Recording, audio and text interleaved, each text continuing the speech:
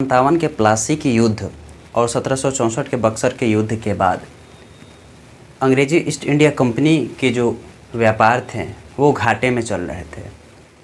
तो घाटे में चल रहे थे तो ब्रिटिश सरकार इससे थोड़ा सा परेशान हुई और ब्रिटिश सरकार अपने मुनाफे के लिए तरह तरह के नियम लाए, भारत में तरह तरह के कानून लाए। उसमें से एक था कि हम ज़मीनों पर टैक्स लेंगे। व्यापार चल रहा है वो तो अलग बात है, लेकिन हम ज़मीनों पर टैक्स लेंगे। ज़मीनों पर टैक्स किस तरह से? तो ब्रिटिश सरकार ये आदेश देती है भारत में रहने वाले अंग्रेज़ों को कि तुम अब ज़मीनों पर कर लगाना शुरू कर दो। भू राजस्व व्यवस्था के अंतर्गत बंगाल में द्वैध शासन को समाप्त किया। अब द्वैध शासन होता क्या है? द्वैध शासन का मतलब होता है दोहरा शासन, जहां दो लोगों का शासन हो। ऐसे एग्जाम्पल के लिए समझिए, आप आपके घर में भी द्वैध शासन है। पूछिए कैसे? आपके पिताजी का भी उतना ही हक है घर पर जितना आपके माताजी का भी हक है। कोई भी अगर काम हो रहा है, कार्य प्रयोजन कोई भी हो रहा है, तो जितना पिताजी उसमें इंक्लूड होते हैं उतना माताजी भी इंक्लूड होते हैं कि नहीं ये काम ऐसे होगा, वो काम ऐसे होगा। होता है कि नहीं होता है? तो जहाँ दो लोगों का शासन हो उसी को द्वैध शासन बोलते हैं। तो ईस्ट इंडिया कंपनी ने क्या किया कि बंगाल में सबसे पहले द्वैध शासन को समाप्त कर दिया। और याद कीजिएगा कि जो आज का बंगाल है वो सिर्फ बंगाल है, पश्चिम बंगाल। लेकिन पहले का बंगाल था वो बिहार भी था, झारखंड भी था और उड़ीसा भी था। सारे मिले हुए थे और तब जाकर उतना बड़ा प्रांत बंगाल प्रांत था। तो सबसे पहले अंग्रेज़ों ने क्या किया कि पहली बार पंचवर्षीय बंदोबस्त लाया। कब लाया था? 1772 ईस्वी में लाया।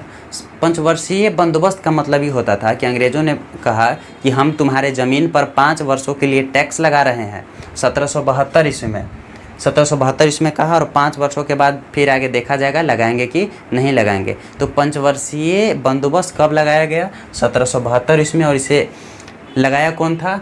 वारेन हेस्टिंग ने द्वैध शासन को समाप्त किया था और पंचवर्षीय बंदोबस्त को लगाया था। तो पंचवर्षीय बंदोबस्त चला 1772 से 1777 तक। अब 5 वर्ष तो समाप्त हो गया। 5 वर्ष में जितना ज़मीन पर कर टैक्स लगाना था, वसूलना था, तो वसूल लिए। अब 5 वर्ष के बाद क्या करेंगे? तो फिर अंग्रेज़ों ने क्या किया कि 1 वर्ष के लिए लगाया। दूसरी बार 1 वर्षीय बंदोबस्त कि ठीक है 5 वर्ष के लिए लगा लिया, अभी 1 साल के लिए फिर हम लगाते हैं।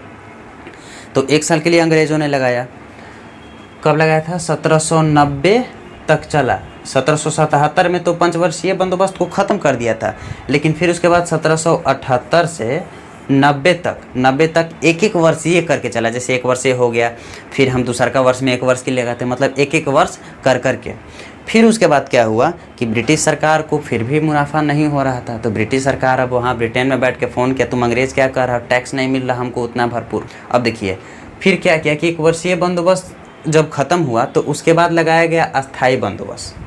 अस्थाई बंदोबस्त का ये मतलब होता है कि हम परमानेंट तुम्हारे ज़मीन पर हम टैक्स लेंगे हमेशा के लिए, पर कि हमको इतना टैक्स चाहिए। अब तुम कैसे दोगे? किसान, तुम भारत के किसान समझो कि हम कैसे देखो। इसी को बोलते हैं परमानेंट सेटलमेंट, अस्थाई बंदोबस्त, जो लगा दिया कि हम पूरा जीवन भर तुम्हारे ज़मीन से टैक्स हम लेंगे। ये तो एक किसान से जाके पैसा ले नहीं सकता था कि तुम अपना ज़मीन का टैक्स निकालो, ऐसा पॉसिबल भी नहीं था। सोचने वाली बात है ये। तो अंग्रेज़ क्या करते हैं कि जो ज़मींदार थे पहले, जिनके पास ढेर सारी भूमि थी, ज़मींदार थे पहले, अंग्रेज़ उनको कहता कि हम एक गांव में एक ज़मींदार को नियुक्त करते हैं और वही ज़मींदार सारे लोगों से, गांव के किसानों से पैसा कलेक्ट करके हमको देगा। तो अस्थाई बंदोबस्त से देखिए किस प्रकार से शोषण होता है। सबसे पहले कि अस्थाई बंदोबस्त लाया गया था कॉर्नवालिस के द्वारा। कॉर्नवालिस अंग्रेज का नाम है। कॉर्नवालिस 1793 में इसे लगाया गया, 1793 में। और कितने परसेंट भूमि पर लगाया गया? जितना अंग्रेज़ों ने कब्जा किया था उनके 19% भूमि पर। मान लेते हैं कि अंग्रेज इतना कब्जा किया तो ये पूरा 100% हो गया, तो इसके 19% भूमि पर अस्थाई बंदोबस्त लगाया गया था कि इतना कब्जा है तो इतना भूमि पर हम अस्थाई बंदोबस्त लगा देते हैं। तो उस समय टैक्स कलेक्शन का काम कौन करता था? ज़मींदार करते थे। जो कर था वो 10/11 था और ज़मींदार का कर 1/11 था। यानी कि अगर 11 बोरा धान हुआ, मान लेते एग्जाम्पल सब समझिए, 11 बोरा धान हुआ तो 10 बोरा क्या होगा कि अंग्रेज़ों को जाएगा और 1 बोरा धान ज़मींदार को जाएगा। इस तरह से था। तो जब ज़मींदार को ये सौंपा गया, अंग्रेज़ ने सौंपा ज़मींदार को कि तुम कर वसूल कर हमको देना, तो ज़मींदार किसानों का शोषण करते थे। जमींदार किसानों को शोषण इस तरह से करते थे कि किसानों से ज़्यादा लेते थे कर और अंग्रेज़ को कम देते थे। तो काफ़ी ऐसा चीज़ें चला, बहुत लॉन्ग टाइम तक ऐसा चला। फिर क्या हुआ कि किसानों का जो हक था कि आप ज़मीन किसी को बेच सकते हैं या कुछ, अब किसान का ज़मीन है, किसान कुछ भी करे, नहीं, वो सारा हक किसानों से छीन गया था। अब किसान अपना ज़मीन बेच भी नहीं सकते थे, किसी को गिरवी भी नहीं रख सकते थे अपना ज़मीन। इस गिरवी रखने और बेचने का अधिकार भी ज़मींदारों के पास था। सब किसान तो कर नहीं चुका पाता था, किसी की खेती हुई, फसल अच्छी हुई नहीं हुई, तो वो क्या करते थे कि कर चुकाने में असमर्थ हो जाते थे। असमर्थ हो जाते थे तो उन्हें बंधुआ मजदूरी भी करनी पड़ती थी। किनके यहाँ? अंग्रेज़ों के यहाँ नहीं, ज़मींदारों के यहाँ, क्योंकि उनके बदले में ज़मींदार अंग्रेज़ों को टैक्स देते थे कि हम चलो भर देते हैं, तुम हमारे यहाँ बंधुआ मजदूरी करो। बंधुआ मजदूरी का मतलब है कि शारीरिक रूप से किसी के यहाँ खटना, शारीरिक रूप से किसी के यहाँ खटना। जैसे आप किसी से पैसा लिए, मान लेते हैं कि 10,000 आप रुपये लिए, आप उसको पैसा चुकाने में असमर्थ हैं, तो वो कहेगा कि चलो आ जाओ, आप कल से भी मेरा घरे का काम करना, बर्तन धोना, झाड़ू लगाना, ये सब, या फिर गोबर फेंकना, फिर कुछ घास कटवाएगा ले जाके आपसे। तो ये इसको बोलते हैं बंधुआ मजदूरी। इस तरह से तो शोषण हुआ अस्थायी बंदोबस्त में। किसानों के जो हक थे, ना अपना ज़मीन बेच सकते थे, ना किसी को गिरवी रख सकते थे, वो भी हक किनके पास चला गया? ज़मींदारों के पास चला गया। तो जितना अंग्रेज़ शोषण किए हैं उससे थोड़ा सा कम ज़मींदार भी शोषण किए हैं किसानों का। तो बहुत टाइम तक बाद अंग्रेज़ों को ये समझ आ गया था कि हमको टैक्स लेना है, किसान से लेना है हमको, तो बीच में ज़मींदार ही घपला कर रहा है, दलाल दलाले होता है, उसी तरह से ज़मींदार काम कर रहे थे। तो अंग्रेज़ ने दिमाग लगा और अस्थायी बंदोबस्त को हटा दिया कि बीच में से ज़मींदार हट गया और ये अस्थायी बंदोबस्त को छोड़ो, अब दूसरा चीज़ में हम तब्दील करते हैं, नया कुछ इनोवेशन करते हैं। तो उसको बनाया गया रैयतवाड़ी में। तो अस्थायी बंदोबस्त को लाया था किसने? कॉर्नवालिस ने। और रैयतवाड़ी में किसने तब्दील किया? थॉमस मुनरो ने दिमाग लगाया और ये कहा कि रैयतवाड़ी में देख भाई, ज़मींदार को हम हटा देते हैं, हम किसानों से डायरेक्ट टैक्स लेंगे। डायरेक्ट टैक्स कैसे लेंगे? 3 बोरा अनाज हुआ तो 1 बोरा हमको दे देना और बाकी तुम रख लेना। 3 बोरा अनाज हुआ तो 1 बोरा हमको दे देना, 2 बोरा किसान अपना खुद रख लेगा। मतलब किसान के पास 3 बोरा धान हुआ, 1 बोरा धान अंग्रेज़ को दे दिया, बाकी के रख लिया। थॉमस मुनरो ने रैयतवाड़ी व्यवस्था कब लाया था? 1820 ईस्वी में। इसको कब लाया गया था? 1793 में। इसको देखेंगे टोटल अस्थायी बंदोबस्त, टोटल भूमि का 19% ज़मीन पर मतलब लगाया गया।